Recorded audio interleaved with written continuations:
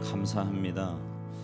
아무 자격도 조건도 없는 저희들을 사랑해 주셔서 하나밖에 없는 독생자를 이 땅에 보내주시고 주님의 그 십자가의 은혜로 영원히 죽을 수밖에 없는 저희들을 영원한 하나님 나라 백성 삼아 주시니 진심으로 감사를 드립니다. 이렇게 엄청난 은혜와 사랑을 받은 저희들인데도 삶에서 고난을 만나고 문제를 만나면 그 문제가 너무 커 보여서 주님의 사랑을 잊어버리며 살 때가 너무나 많이 있음을 주님 앞에 고백합니다. 하나님, 이 시간이 주님의 그 사랑을 다시 한번 깨닫는 시간이 되게 하시고 주님과의 관계가 회복되는 은혜의 시간이 되도록 주님 역사하여 주시옵소서. 주님께 나아가는데 방해되는 모든 것들 주님의 보혈로 씻어주시고 주님께만 온전히 집중하게 하셔서 하나님 예비하신 크고 놀라운 은혜를 체험할 뿐만 아니라 오늘 이 시간 우리가 가지고 나온 모든 기도의 제목들도 주님 앞에 아뢰고 응답받고 돌아가는 귀하고 복된 밤 되도록 주님 역사하여 주시옵소서. 주님은 지금도 살아계신 하나님이시고 전능하신 하나님이심을 다시 한번 체험하는 귀하고 복된 밤 되도록 주님 역사하여 주시옵소서. 감사드리며 예수님의 이름으로 축복하며 기도하옵나이다. 아멘. 오늘 이 밤 우리에게 주시는 하나님의 말씀은 시편 30편입니다.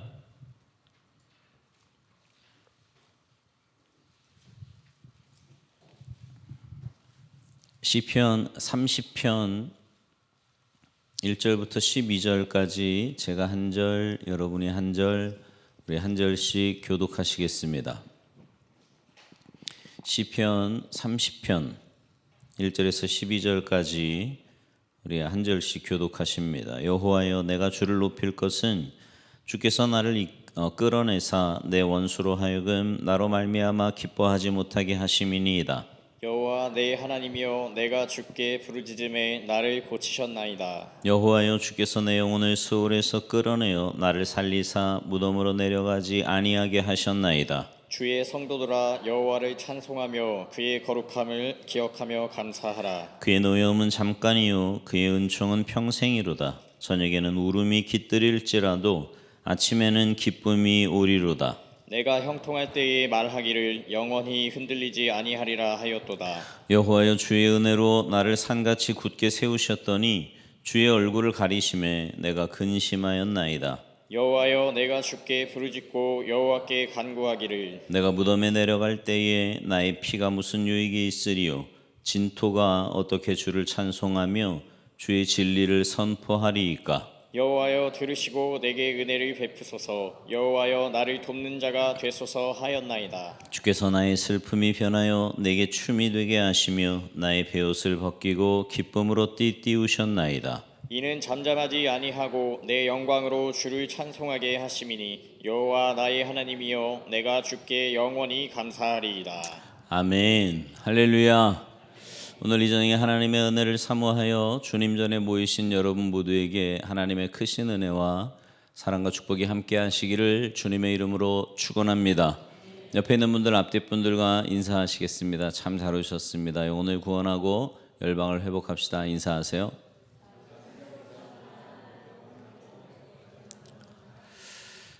젊은 세대들은 혹 모를 수 있는 찬송이겠지만 청년들 혹시 이 찬송 들어봤는지 모르겠어요. 오래전부터 우리가 즐겨 불렀던 복음성가 가운데 이런 찬양이 있거든요. 내 인생 여정 끝내어 강 건너 언덕 이를 때. 들어봤어요? 네. 여러분들은 아시죠? 여러분들도 잘 모르세요? 네. 네. 하늘문 향해 말하리 예수 인도하셨네. 이런 찬양이에요. 아마도 저와 여러분의 인생이 끝날 때 하나님 앞에 찬송을 부른다면 이 찬송 부르지 않겠습니까? 내 인생 여정 끝내어 이제 강 건너 이르렀는데, 요단강 말하는 거겠죠. 요단강 건너가는데 하늘문 향해서 말한다는 거예요. 뭐라고요? 예수가 인도하셨다. 예수님이 인도하셨다. 여기까지 예수님이 인도하셨습니다. 이렇게 이 찬송, 우리가 마지막 찬송으로 우리의 고백이 되지 않을까 그렇게 생각해 봅니다. 근데요, 이 복음성가는 우리의 인생 끝날에만 부를 찬양은 아닙니다. 사실은 이 땅에 살면서도 우리가 자주 불러야 될 찬송이에요. 왜냐하면 어떤 분이 이런 고백을 했어요. 지나놓고 보면 사실은 그렇게 힘든 일이 아니었는데 당시에는 정말 죽도록 힘들었다고. 그러면서 하지만 나중에는 그 일로 인해서 찬양하게 되더라. 이렇게 간증하듯이 고백을 했습니다. 여러분, 우리의 경험도 마찬가지 아닐까요? 당시에는 또 지금은 너무너무 힘든 일이라 견딜 수 없는 일이지만 근데 지나놓고 보면 결국은 감사하게 되었던 일 그리고 감사하게 될 일이 우리 앞에 놓여 있습니다. 그러므로 우리 가운데요, 여기 우리 청년들도 있고 또 연세 드신 분들도 있는데 나이가 많든 적든 우리 모두는요 인생의 과정 중에 있는 거예요.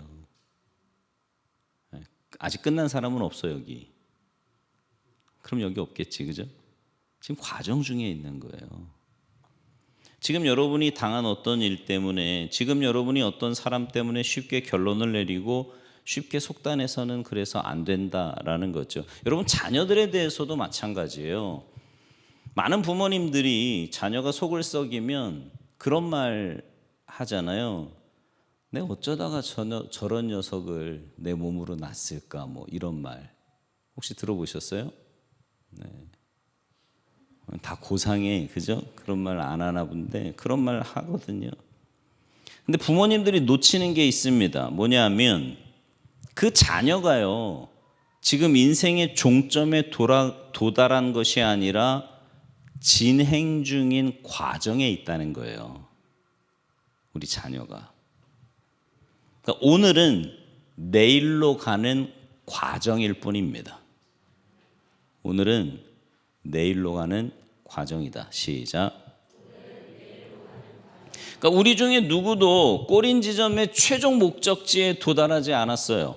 그러므로 여러분이 현재 아무리 힘든 지점에 있다고 할지라도 그것이 여러분의 인생의 종점이나 최후의 모습이 아니라 과정일 뿐이라는 걸 잊지 말아야 돼요. 과정.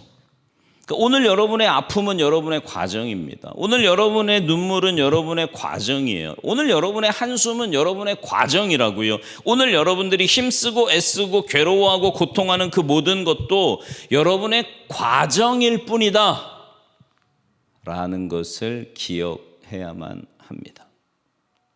과정일 뿐이다. 과정일 뿐이다.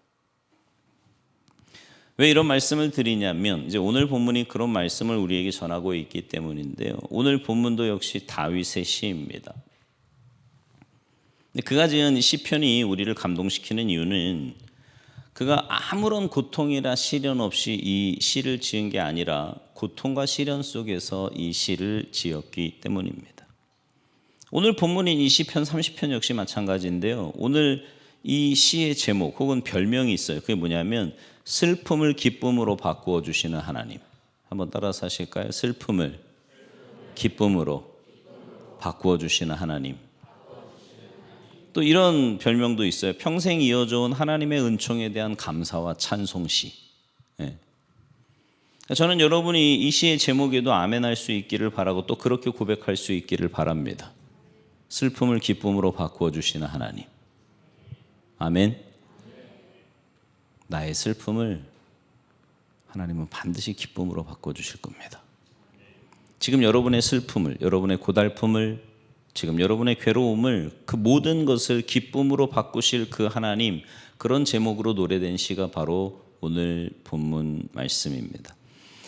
다윗이요 인생의 노년기에 자신의 지난 삶을 되돌아보면서 고백한 시가 오늘 본문 말씀인데요. 말씀드린 대로 이 시편은 정말 괴롭고 힘든 일들이 많았던 중에 그걸 기쁨으로 바꾸신 하나님을 경험하면서 찬양한 시입니다. 그러면 다윗의 지난 날은 어떠했나요? 오늘 본문 1절에 내 원수로 하여금이라는 말은요, 정말 많은 것을 생각하게 하는데 다윗의 삶에는 대적들이 정말 많았어요.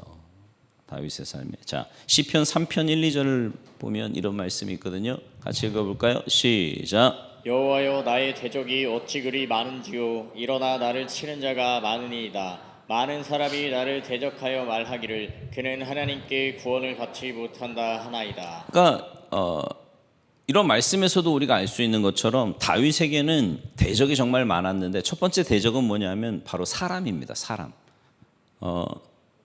사울 집안, 그죠? 사울 죽이려고 요즘 이제 사무엘상 슬슬 쓰기 시작하는 분들 있잖아요, 그죠? 거기 보면 사울이 이제 왕이 되고 난 다음에 갑자기 이제 다윗 천천만만 그 얘기 듣고는 갑자기 눈이 가닥 뒤집어져 가지고 그냥 다윗 잡겠다고 다니는 모습 보지 않습니까? 그 다윗, 사울 집안, 또 베냐민 지파 사람들, 또 블레셋 같은 국외의 대적들, 그리고 자신의 집안에까지 정말 다윗에게는 이 사람이 대적이었어요. 뭐 저나 여러분이나 마찬가지겠지만 꼭 무슨 저건 우리 집안의 원수고 뭐 적이고 이래서가 아니라 우리 생각이나 삶의 걸음이나 결정을 반대하고 또 힘을 잃게 하는 정말 적과 같은, 그죠? 그런 사람들이 어디에나 있지 않습니까? 어떨 때는 배우자가 대적이 되기도 하고요. 어쩔 때는 자녀가 대적이 되기도 하고요.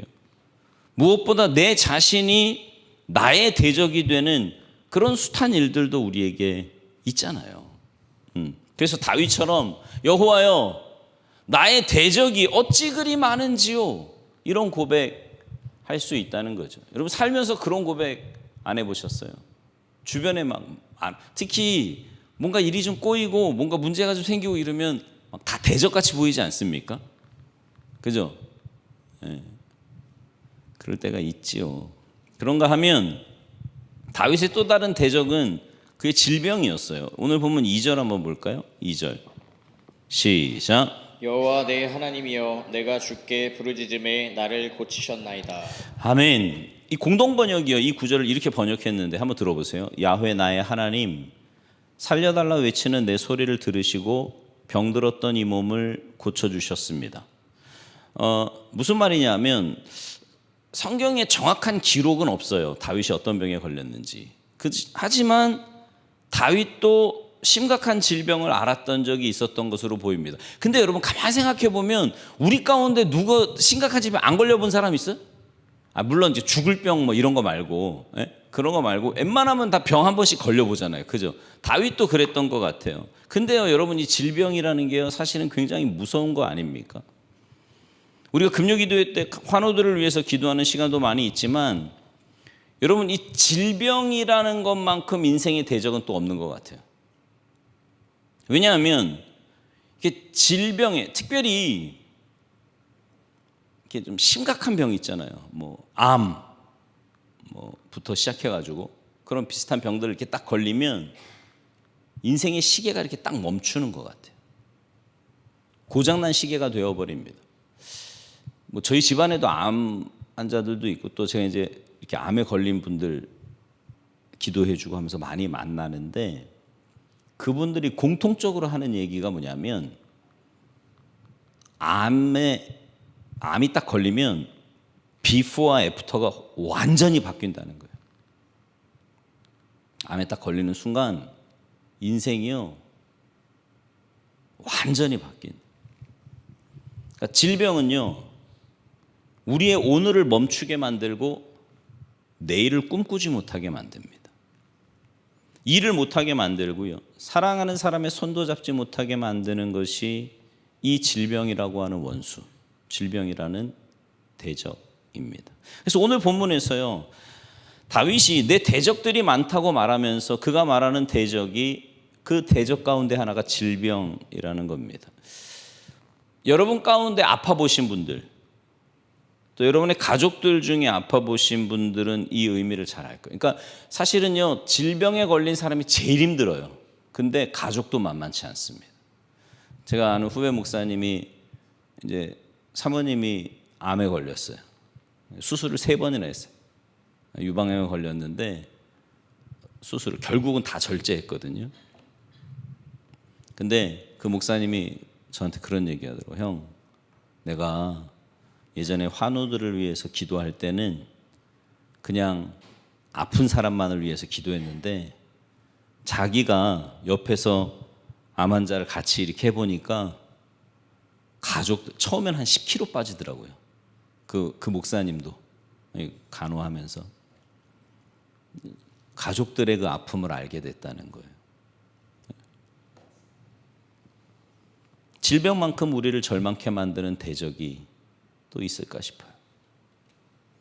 오늘 본문에서 다윗이 말하는 3번째 대적은 뭐냐면 영혼의 아픔, 영적인 고통입니다. 3절 볼까요? 3절 같이 읽어요. 시작. 여호와여, 주께서 내 영혼을 수월에서 끌어내어 나를 살리사 무덤으로 내려가지 아니하게 하셨나이다. 아멘. 그의 영혼이 정말 지옥에 있는 것 같은 상황, 그것이 자신의 죄로 인한 것이든지 뭐 어떤 것이든 이유는 알 수 없지만 마치 사슴이 시냇물을 찾는 것 같은 그런 영적인 위기가 다윗에게 있었다는 거죠. 여러분, 사슴이요, 사슴은 늘 약초를 먹는데요. 그래서 한번 딱 목이 마르기 시작을 하면 정신을 못 차린답니다. 어느 정도냐면 큰 바위 아래나 큰 나무 아래를요 정신없이 앞발로 판대요. 물을 찾는 거죠. 근데 물이 나올 때까지 파고 파다가 결국은 자기 그 발이나 주둥이에서 피가 터진다는 거예요. 근데 이걸 물인 줄 알고 먹는데요. 그러다가 과다출혈로 죽을 정도로 목이 마른 사슴은 그렇게 치열하게 물을 찾는답니다. 근데 그런 영적인 갈급함이, 그런 영적인 위기가 다윗에게도 있었다는 거예요. 여러분, 신앙생활을 좀 오래 한 분들, 또 정말 영적으로 하나님과의 깊은 관계를 맛본 사람들 가운데요, 이 하나님과의 영적인 교제함이 단절되는 듯한 느낌을 받는 것처럼 힘든 일은 없어요. 인생의 가장 큰, 어떻게 보면 뭘 해도 안 기쁜 거예요. 뭐 세상에 어떤 조건이 있어도. 왜요? 하나님과의 그 단절함 때문에. 이런 모든 대적들에 대해서 다윗은 지금 뭐라고 말합니까? 사람으로서 대적들이 된 사람들이나 질병이나 혹은 죄로 인한 침체, 불행, 이런 것들로 인해서 원수들이, 그 대적들이 자기를 이기면 어떻게 되겠어요? 네? 뭐 그게 사람이든 아니면 질병이든 영적으로 내가 다운된 거든 그 대적들이 나를 만약에 이긴다면 어떻게 되겠냐고. 지금 다윗이 오늘 본문에서 말하는 게 그거예요. 하나님, 내 대적들이 이렇게 많은데 이 대적들이 이기고 하나님을 찾는 제가 진다면 이게 뭐가 되겠습니까? 그런 일이 일어나면 안 되지 않겠습니까? 그러면서 하나님 앞에 절실하게 매달려 기도하고 있는 거예요. 오늘 이 밤에 주님 앞에 나온 여러분들도 그렇게 하나님 앞에 기도하실 수 있기를 바랍니다. 여러분에게 문제가 있잖아요. 아픔이 있잖아요. 문제 없는 분이 있으세요? 없어요. 다 삶에 문제가 있고 고난이 있어요. 그러면 오늘 이 밤에 그렇게 하나님 앞에 기도하십시오. 하나님, 문제가 나를 삼키면 안 되지 않겠습니까? 질병이 나를 이기면 안 되지 않겠습니까? 우리의 상황과 사정이, 세상이, 물질이, 건강이 나를 삼키면 안 되지 않겠습니까? 하나님이 나를 삼키시고 은혜가 나를 삼켜서 내가 하나님 안에, 은혜 안에 있는 게 내 결론이 되어야지 대적들이 나를 이기도록 내버려 두시면 안 되지 않겠습니까, 주님? 그렇게 기도하시기 바라요.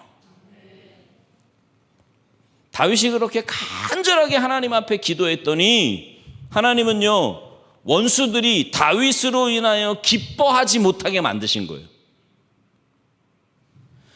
1절의 공동번역엔 이렇게 번역해놨습니다. 1절을 보세요. 야훼여, 나를 건져주셨사오니 높이 받들어 올립니다. 원수들이 나를 보고 깔깔대지 못하게 되었사옵니다.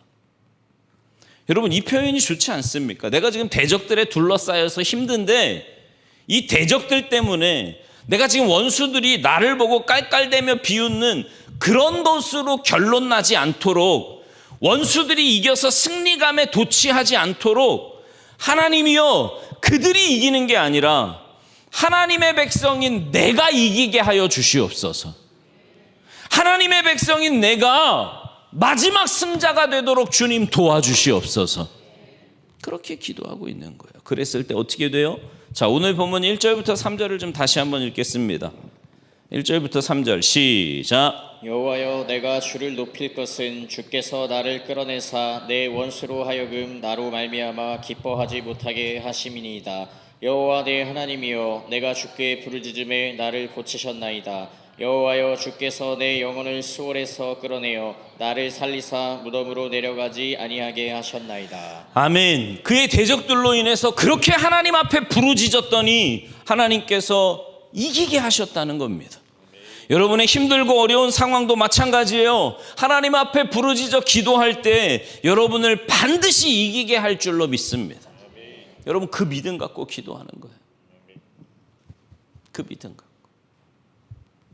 이런 하나님이기 때문에 다윗은 5절에서 뭐라고 말해요? 5절 말씀 표현이 전 너무 좋거든요. 5절 한번 읽어볼까요? 5절 시작. 그의 노염은 잠깐이요 그의 은총은 평생이로다. 저녁에는 울음이 깃들일지라도 아침에는 기쁨이 오리로다. 아멘. 여러분의 고통은 잠깐이라는 겁니다. 여러분의 괴로움은 잠깐이라는 거예요. 여러분의 아픔은 잠깐이고요. 여러분의 슬픔과 눈물은 잠깐이라는 거예요. 그러나 여호와의 은총은, 하나님의 은혜는 여러분의 평생에 여러분을 찾아올 것이라고 오늘 본문에서 말씀하고 있습니다. 공동번역에서는요 이렇게 번역해놨어요. 그의 진노는 잠시뿐이고 그의 어지심은 영원하시니 저녁에 눈물을 흘려도 아침에는 기쁘리라.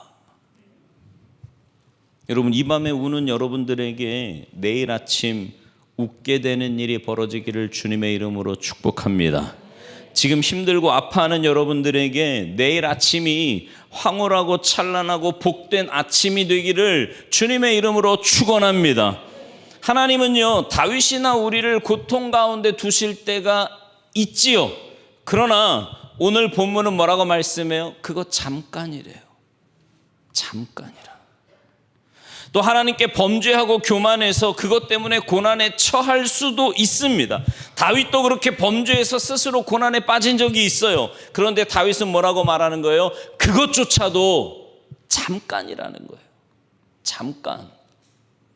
대적들로 인한 고난이든지, 내가 스스로 잘못해서 자초한 고난이든지, 내가 지금 갖고 있는 질병이든지 그거는 잠깐일 뿐이라는 거죠. 여러분, 하나님이 얼마나 좋은 분이세요? 물론 우리가 하나님 앞에서 범죄했을 때, 우리가 잘못했을 때 하나님께서 우리에게 얼굴을 가려우실 때가 있습니다.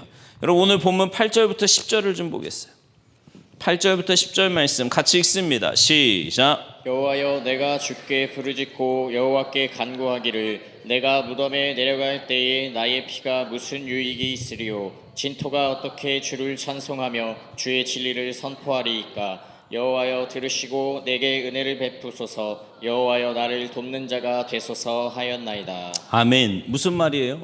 다윗은요 죄로 인해서 죽을 것 같은 하나님의 심판을 받는 그런 자리에 빠진 적이 있다는 거예요.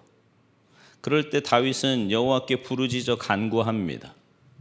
그는 기도할 때 뭐라고 기도합니까? 하나님, 내가 죽어서 무덤에 내려가면, 즉 내가 실패자가 되고 내가 이대로 망해버리고 내가 이대로 주저앉아 버리면 하나님께 무슨 유익이 있겠습니까? 무덤에서 주님을 찬송할 수 있겠습니까? 실패와 나락의 자리에서 주님의 진리를 선포할 수 있겠습니까? 그래서 그는 하나님 앞에 간절히 기도하는 거예요. 주여, 내가 살아서 주님을 찬송하게 하옵소서. 이 문제를 이겨서 주님을 찬송하게 하여 주시옵소서. 병고침을 받아 주님을 찬송하게 하여 주옵소서. 이 문제를 뛰어넘어 주님을 찬송하게 하여 주옵소서. 실패자, 패배자가 되어 한숨 쉬는 것이 우리 주님께 무슨 유익이 되겠습니까? 내가 반드시 이 문제를 이겨서, 그래서 이김으로 주님을 찬송하는 그 자리에 서게 하여 주시옵소서. 그렇게 기도했다는 거죠. 여러분들에게도 힘든 일이 있을 수 있어요. 다 막힌 것 같아. 답답하고 내 힘으로는 더 이상 어떻게 할 수 없는. 또 맞을 때도 있잖아요. 죄 때문에 맞을 때도 있고. 그러나 그런 것들은 잠깐이고요. 잠깐. 하나님의 은혜와 평강은 영원한 줄 믿습니다. 그래서 다윗은 말하기를 우리 인생에 어두운 밤이 있지만 그 어두운 밤이 지나고 새날을 새로운 아침을 맞는 것처럼 하나님은 우리 인생에 새날을 맞게 해주시는 그런 하나님이시라는 거예요. 우리 인생에 새날을 맞게 하시는 하나님. 다시 말씀드려요. 아무리 여러분 가운데 지금 힘들고 어려운 중에 계신 분이 있을지라도 여러분 기억하십시오. 그건 잠깐이에요. 내가 지금 벌써 몇 년째인데 잠깐이래, 이런 생각 드십니까? 영원에 한번 생각해. 영원에. 잠깐. 그러나 하나님이 주시는 은혜와 평안은 영원한 줄 믿습니다. 그 잠깐의 고통을 그래서 뭐라고 말씀하는 거예요? 잘 버티라는 거예요. 이겨내라는 겁니다. 여러분, 버티는 것도 때로는 믿음이에요. 아시죠? 때로는 버텨야 될 때도 있어요.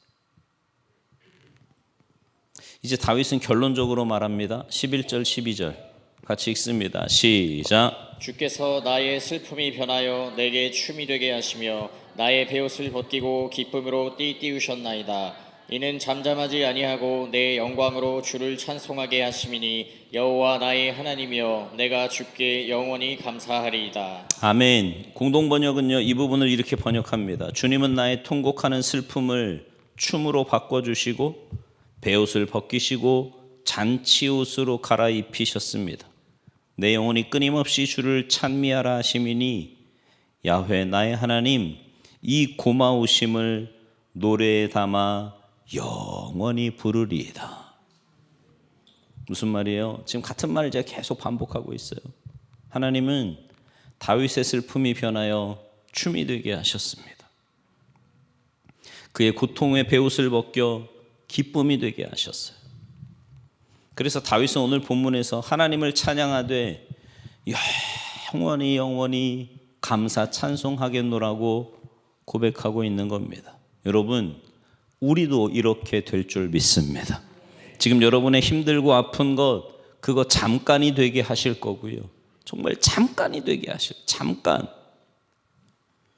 하나님이 주시는 기쁨과 평안이 영원히 되게 하실 그 하나님이 바로 나의 하나님이신 줄 믿으시기 바랍니다.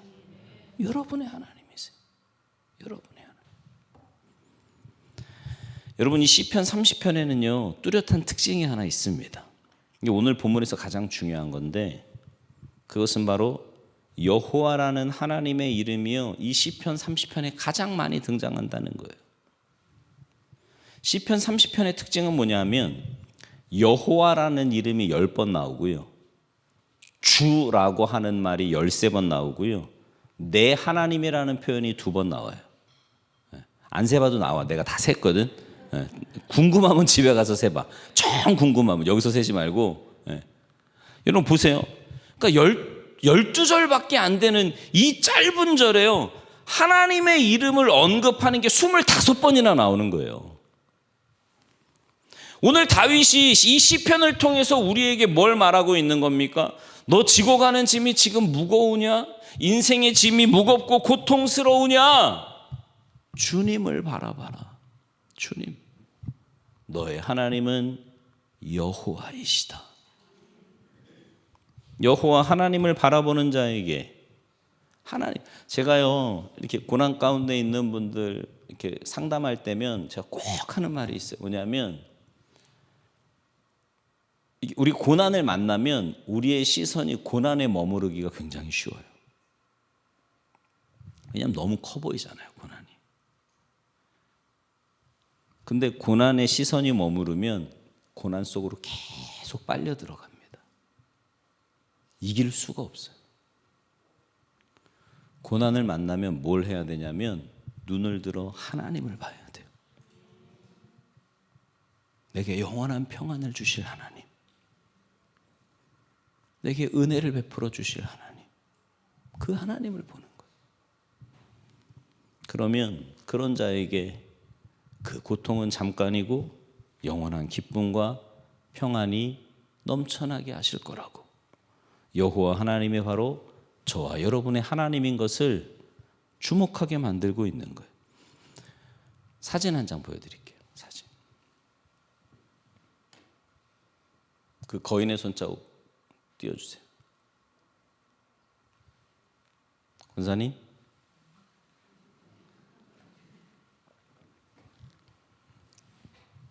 이게 뭐냐면 수락산에 있는 바위인데요.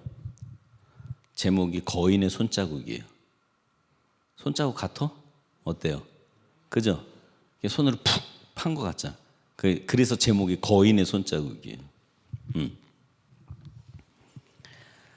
여러분에게도요, 여러분의 삶에도 하나님의 손자국이 남아있다는 거 아십니까? 여러분의 삶에.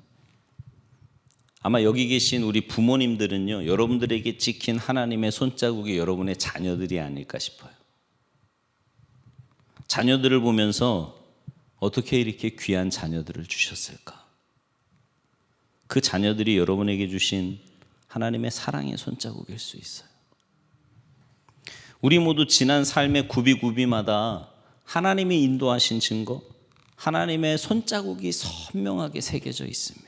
여러분 한번 삶을 돌아보세요. 내 삶에요, 그 힘든 일, 그 고난, 어떻게 보면 정말 죽을 고비, 그런 상황들 가운데 하나님의 그 사랑의 손자국이 있기 때문에 우리가 지금 여기 있는 거예요. 그 은혜로 지금 여기 있는 거라고.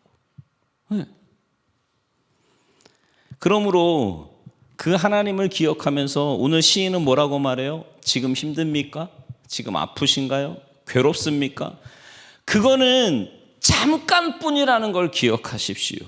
그렇게 우리에게 결론적으로 말하고 있는 거예요. 여러분 들어서 여러분 아마 다 아는 이야기지만 한 번 더 들으세요. 어느 신자가 꿈을 꿨는데 사막의 모래 위에 선명하게 발자국이 나 있는 거예요. 광야 같은 그 인생길을 걸어온 자신의 지나온 삶을 보여주는 거였는데 태어나면서부터는 한 사람의 발자국만 있더래요. 그런데 15살쯤 됐을 때 두 사람의 발자국이 새겨요. 그때가 예수님을 만날 때였어요. 그때부터 예수님께서 그의 곁에서 동행하셨다는 것을 나란히 나 있는 그 두 개의 발자국을 통해서 볼 수 있었던 거죠. 그러다가 몇 년 후에 발자국이 하나인 거예요. 그 시기를 이렇게 보니까 가장 힘들고 어려운 때였어요. 자기 인생에.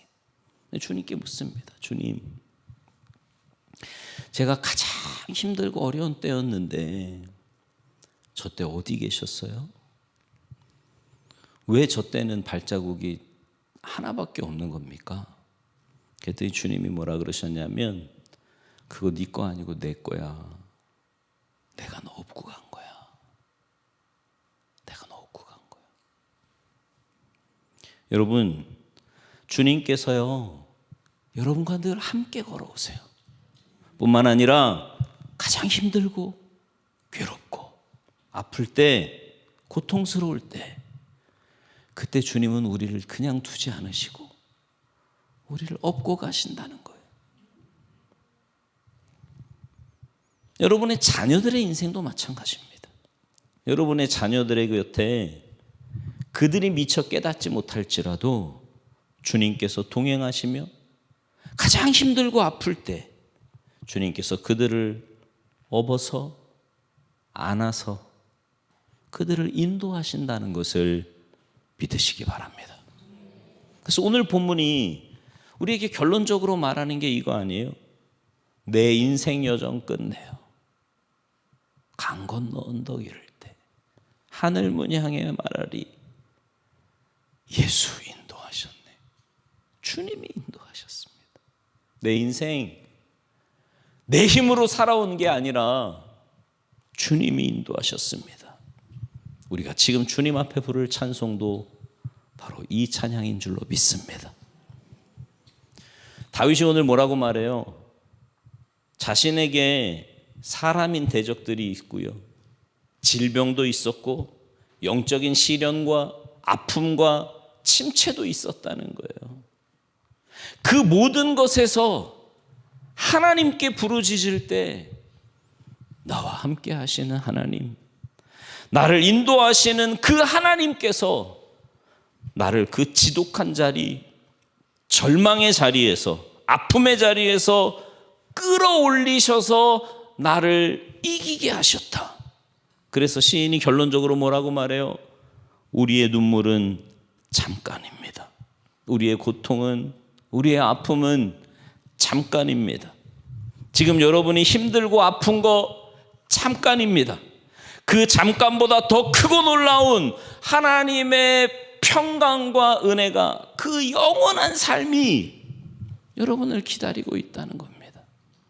그래서 여호와 그 하나님을 바라보라 말씀하는 거예요. 우리 하나님 여호와께서 지금 우리의 아픔을 잠깐이 되게 하시고 기쁨과 평안을 영원히 주실 그 하나님을 바라보면서 그 주님께 주목하라고 오늘 본문은 우리에게 말씀하고 있는 겁니다. 여러분, 힘드십니까? 고난 가운데 있으신가요? 믿음의 눈을 들어 주님 바라보시기 바랍니다. 잠깐이에요. 잠깐. 그 잠깐의 시간 뒤에는 하나님의 놀라운 은혜와 평안이 여러분을 기다리고 있다는 것을 기억하시고 그 주님 바라보며 믿음의 길을 곱게 잘 걸어가시기를 주님의 이름으로 축원합니다.